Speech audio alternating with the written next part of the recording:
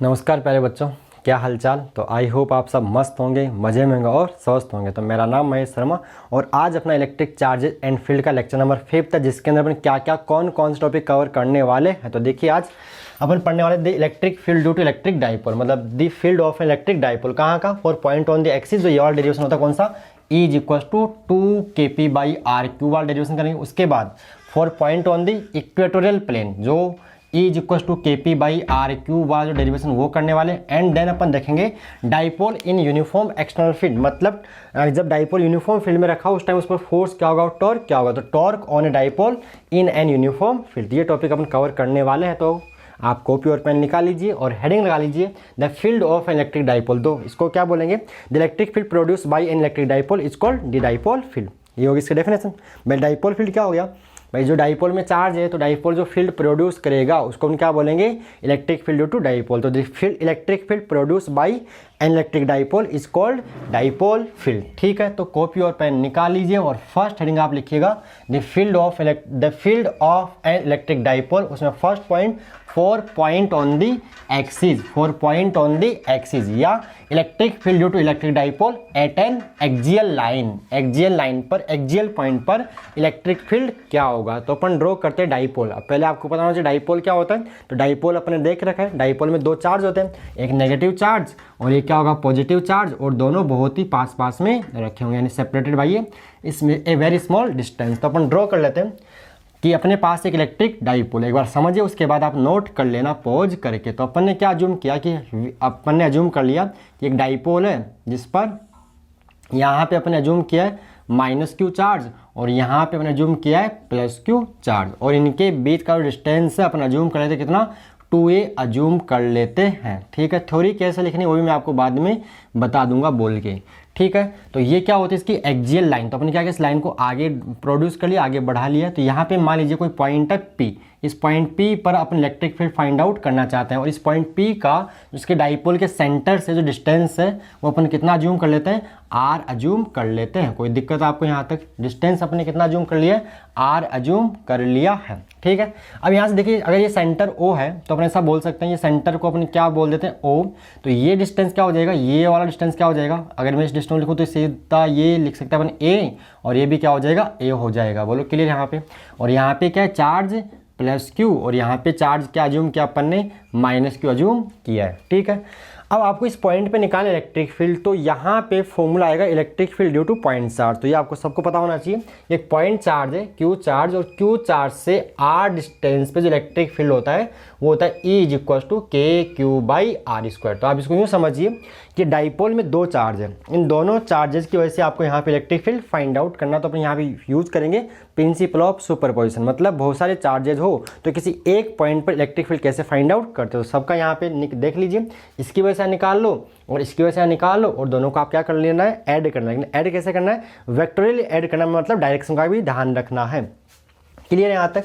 तो देखिए यहाँ पे अपने को चाहिए डिस्टेंस से, मतलब ये पॉइंट P का डिस्टेंस कहाँ से, ये चार्ज से। तो अगर ये R है, ये टोटल 2a, तो ये a हो जाएगा ये वाला। तो ये कितना आएगा, तो ये आने वाला है R-a। कौन सा डिस्टेंस, ये वाला रहेगा R-a। अब यहाँ से डिस्टेंस ये तो क्या हो जाएगा, यहाँ सेंटर से R अज्यूम किया अपन ने, तो ये क्या हो जाएगा, ये R ये a, तो ये डिस्टेंस अपन क्या लिख सकते हैं, ये वाला R+a लिख सकते हैं। कोई दिक्कत यहाँ तक? ये आ गया, डिस्टेंस की बातें हो गई है। अब अपन निकालते हैं electric field at point P due to -q charge. देखना ध्यान से, लिखना कैसे है, इलेक्ट्रिक फील्ड में लिख रहा हूँ यहाँ पे, electric field at point P due to -q charge, मतलब ड्यू टू नेगेटिव चार्ज। तो ध्यान से देखना, इसको मैं लिख रहा हूँ E1। तो पहले अपने को देखना डायरेक्शन, कहाँ देखना है, इसका डायरेक्शन देखना अपने को। तो डायरेक्शन देखे कैसा वो पता होगा बच्चों, जो पॉजिटिव चार्ज है, पॉजिटिव चार्ज से इलेक्ट्रिक फील्ड क्या होता है, रेडियली आउटवर्ड होता है, और नेगेटिव चार्ज में इलेक्ट्रिक फील्ड क्या होता है, रेडियली इनवर्ड होता है ना, ऐसे अंदर की ओर, यहाँ पे इनवर्ड होगा और यहाँ पे क्या होगा, आउटवर्ड। तो ये नेगेटिव चार्ज है, तो इसका इलेक्ट्रिक फील्ड को मैं क्या बोलता हूँ, चलो इसके इलेक्ट्रिक फील्ड को मैं E1 ही बोलता हूँ। क्या बोलता हूँ, E1। तो जो कहाँ होगा, इनवर्ड होगा। क्यों होगा, क्योंकि नेगेटिव चार्ज का इलेक्ट्रिक फील्ड है, तो इसको हम बोलेंगे E1 इज इक्वल टू, लिख सकते हैं। अब यहाँ फॉर्मूला कौन सा लगाना है, kq/r², kq/r², k को अपन 1/4 पाई एप्सिलॉन नॉट भी बोल सकते हैं। तो यहाँ पर लिखने वाले हैं k चार्ज q अपॉन में डिस्टेंस क्या होगी, यहाँ पे डिस्टेंस अपन लेंगे यहाँ पे r प्लस ए का होल स्क्वायर, ठीक है। और इसको हम क्या बोलेंगे, कहाँ आ रहा है, तो इसको हम लिख सकते हैं टुवार्ड्स लेफ्ट, ये कहाँ आ रहा है, लेफ्ट में आ रहा है, इसको लिख सकते हैं टुवार्ड्स लेफ्ट, इसको लिखा जा सकता है, कोई दिक्कत, ये आ गया। इसकी वजह से यहाँ पे इलेक्ट्रिक फील्ड, सिंपल सा फॉर्मूला आपको अप्लाई करना है, कहानी खत्म, ठीक है। अब आगे देखते हैं अपन, डायरेक्शन क्लियर है, नेगेटिव में कहाँ होगा, इनवर्ड होगा। अब आगे वही सेम कहानी, इसकी वजह से निकाल लेते हैं इलेक्ट्रिक फील्ड, वही electric field 8 point P due to, किसकी वजह से, due to positive charge, due to plus q charge. तो क्या लिखेंगे इसको लिखेंगे अपन, इसको E2 अज्यूम कर लेते हैं। तो डायरेक्शन देखो पहले, पर पॉजिटिव चार्ज है तो पॉजिटिव चार्ज से इलेक्ट्रिक फील्ड क्या होता है, रेडियली आउटवर्ड, तो ये रहेगा E2, ये रहेगा E2 बाहर की ओर रहेगा, इधर रहेगा, क्योंकि पॉजिटिव चार्ज से क्या होता है, रेडियली आउटवर्ड और नेगेटिव रेडियली इनवर्ड। तो यहाँ पर लिख सकते हैं, इसको हमने E2 अज्यूम कर लिया, तो क्या आएगा, देखिए के फॉर्मूला कौन सा अप्लाई करना है, एक पॉइंट चार्ज का, इसको आप पॉइंट चार्ज अज्यूम कर सकते हो ना। तो क्या आएगा, के क्यू अपॉन में डिस्टेंस कितना है, यहाँ से डिस्टेंस पॉइंट का, चार्ज से पॉइंट का डिस्टेंस कितना है, r माइनस ए, तो यहाँ आप लिखोगे r माइनस ए का होल स्क्वायर। बात करते डायरेक्शन, तो क्या होगा, ये कहाँ जाए, राइट में, तो लिख सकते हैं अपन टुवार्ड्स राइट इसको बोल सकते हैं, कोई दिक्कत। अब आपको नेट चाहिए, बस 2 इलेक्ट्रिक फील्ड है और पॉइंट P पर आपको चाहिए नेट इलेक्ट्रिक फील्ड चाहिए। तो यहाँ पे बात करते हैं नेट इलेक्ट्रिक फील्ड या resultant electric field at point P। तो यहाँ मैं लिख रहा हूँ नेट इलेक्ट्रिक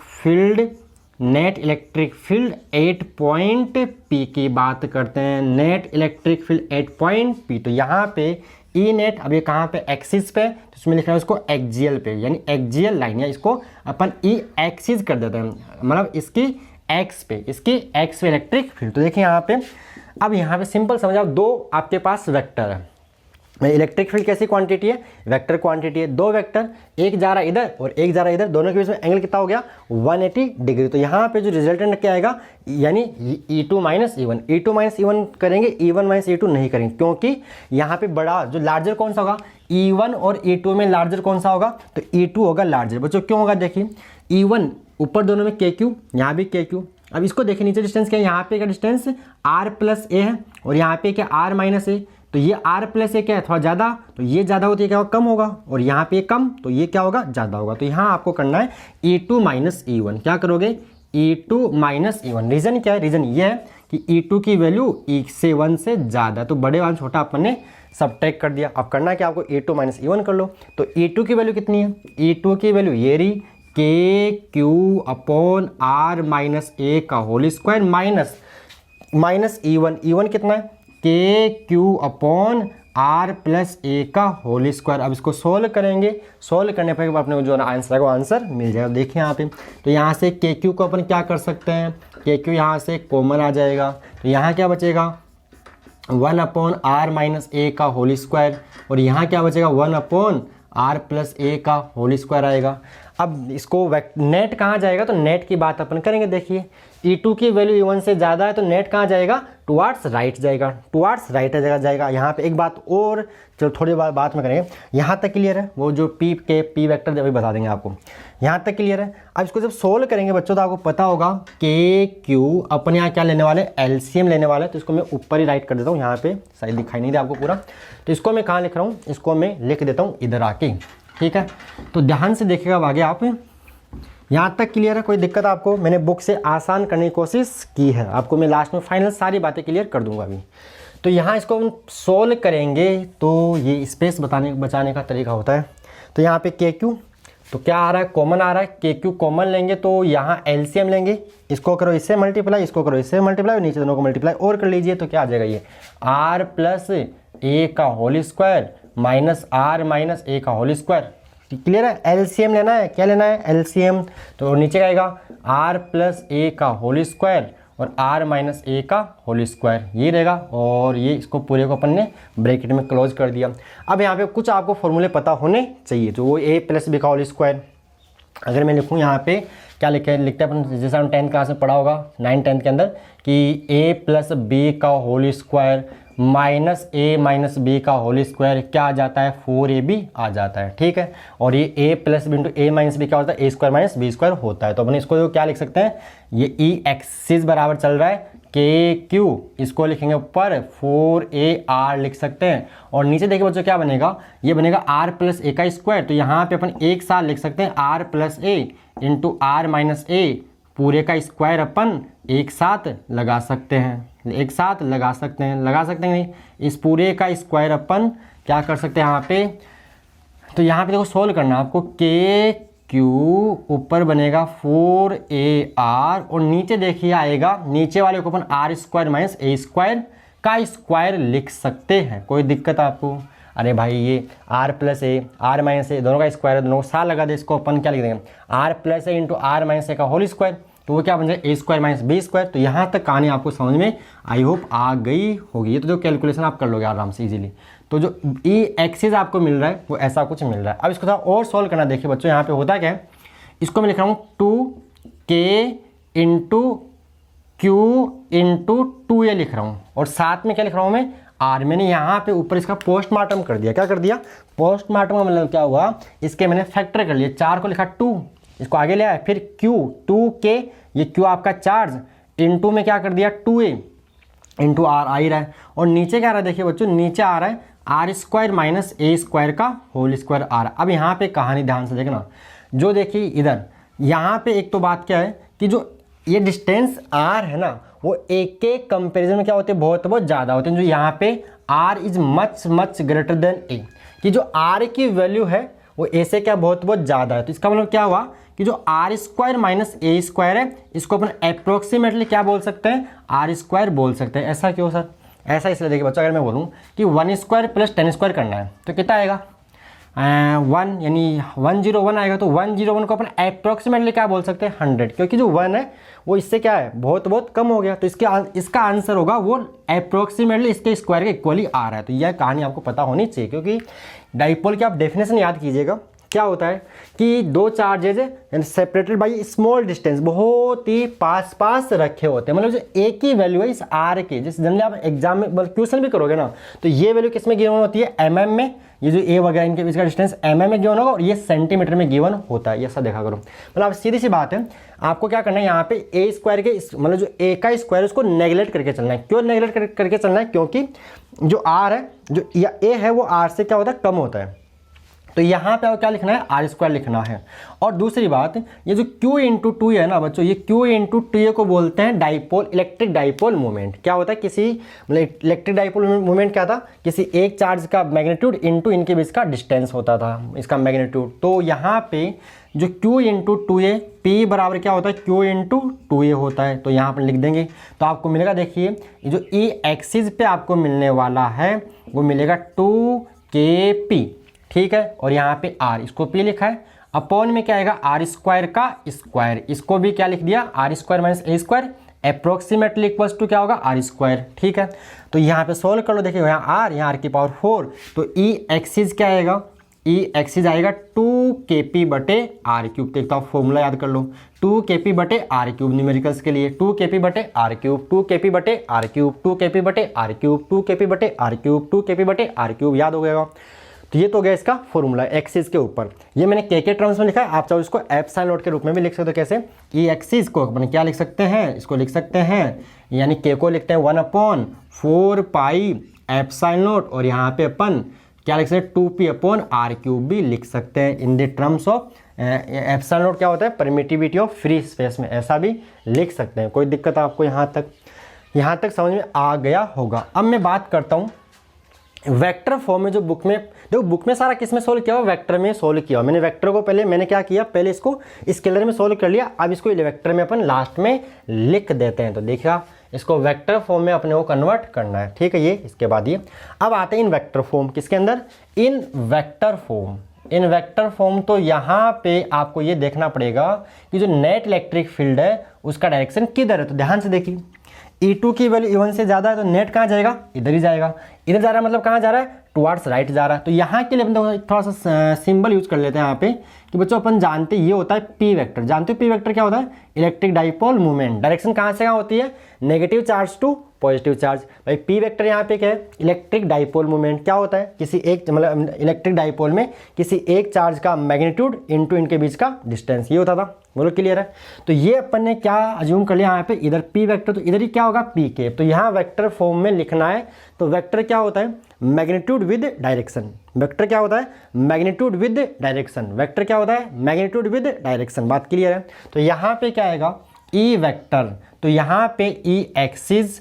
तो वेक्टर के लिए आपको चाहिए मैग्नीट्यूड विद डायरेक्शन। तो डायरेक्शन के लिए कौन सा वेक्टर यूज करते हैं, तो डायरेक्शन के लिए अपन यूनिट वेक्टर यूज करते हैं। क्या यूज करते हैं, यूनिट वेक्टर यूज करते हैं। तो यहाँ पे मैं लिख रहा हूँ कौन से वाले को, इस वाले को चलो लिख देते हैं 1/4 pi epsilon naught, 1/4 pi epsilon naught 2p/r³ और यहाँ मैंने लगा दिया पी के, वेर पी के is the unit vector in the direction of -q charge to +q charge, यानी माइनस से प्लस की यूनिट वेक्टर है। अब देखिए जिधर भी आपका इलेक्ट्रिक डाइपोल मूवमेंट है उधर ही आपका नेट इलेक्ट्रिक फील्ड है। इलेक्ट्रिक डाइपोल मूवमेंट कहाँ से कहाँ है, माइनस से प्लस की ओर, यानी टुवार्ड्स राइट, और इधर ही आपका नेट इलेक्ट्रिक फील्ड होगा क्योंकि ये होगा E2 के डायरेक्शन में। तो यहाँ पे वेक्टर लगा सकते हो। तो यहाँ से कहानी भी क्लियर हो रही है कि इलेक्ट्रिक फील्ड मतलब इलेक्ट्रिक डाइपोल की एक्सिस पे जो इलेक्ट्रिक फील्ड होता है वो होता है इन the direction of electric dipole movement, in the direction of electric dipole movement. तो आप ऐसा ही बोल सकते हो, ठीक है, कि मतलब क्या बोलेंगे, मतलब ऑन द एक्सियल लाइन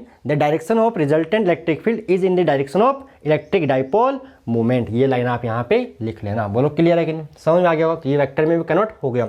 एक खास बात है आपको नोट करने की, जो है वो आपको नोट करनी चाहिए कि अपन ने जब पॉइंट चार्ज का इलेक्ट्रिक फील्ड पढ़ा था, E is electric field due two point charge, वो आया था E इज KQ/r²। मतलब पॉइंट चार्ज का जो इलेक्ट्रिक फील्ड है वो डिस्टेंस के इन्वर्सली प्रोपोर्शनल था। लेकिन यहाँ पे क्या हो रहा है, इलेक्ट्रिक डाइपोल का जो इलेक्ट्रिक फील्ड है वो क्या है, इलेक्ट्रिक डाइपोल का जो E ड्यू टू डाइपोल वो इन्वर्सली प्रोपोर्शनल होता है किसके, सॉरी डिस्टेंस के क्यूब के, डिस्टेंस के। ये क्वेश्चन ऑब्जेक्टिव में पूछा जा सकता है, ठीक है।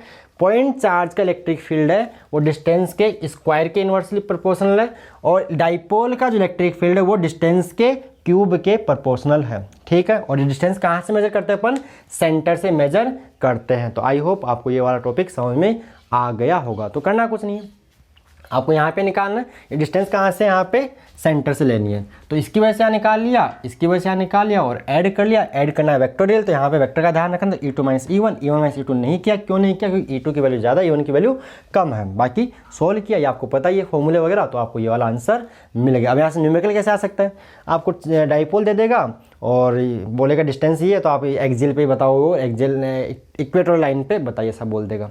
क्लियर। तो ये हुआ कंप्लीट डेरिवेशन। अब बात आती है इसके साथ थ्योरी, बोर्ड एग्जाम में आता है, तो बोर्ड एग्जाम में थ्योरी कैसे लिखे, ठीक है। तो इसके लिए क्या लिखोगे, consider N electric dipole, consider N electric dipole consisting two charges -q and +q separated by A distance 2a। Clear हो गया कि दो चार्ज है -q +q, दोनों एक दूसरे से 2a डिस्टेंस पर 2a दूरी पर रखे हुए हैं, ये आप लिख लोगे। क्लियर। उसके बाद क्या करोगे, we wish to find out electric field at an axial point, we wish to find out electric field at point P on the axial line at a distance r from the dipole centre. फिर बाकी आप सारी कहानी लिख सकते हो। तो ये था आपका एक्सियल लाइन पे इलेक्ट्रिक फील्ड का derivation due to electric dipole. Exam के लिए इंपॉर्टेंट एग्जाम में पूछा जा सकता है। तो इसको आप पॉज करके आप डायग्राम ड्रॉ करो, थ्योरी जो मैंने बोली आप लिख लीजिए, उसके बाद इसको आप पॉज करके नोट कर लीजिए वेक्टर फॉर्म में। ये P cap, where P cap is the unit vector from -q charge to +q charge, ये लिखोगे। पी कैप यहाँ पे क्या है, unit vector from -q charge to +q charge. और यहाँ पे ये भी लिखोगे, क्या लिखोगे कि at an axial point the net electric field due to electric dipole is in the direction of electric dipole movement. ये आप 2-3 बातें यहाँ पे लिख देना। बोलो क्लियर है।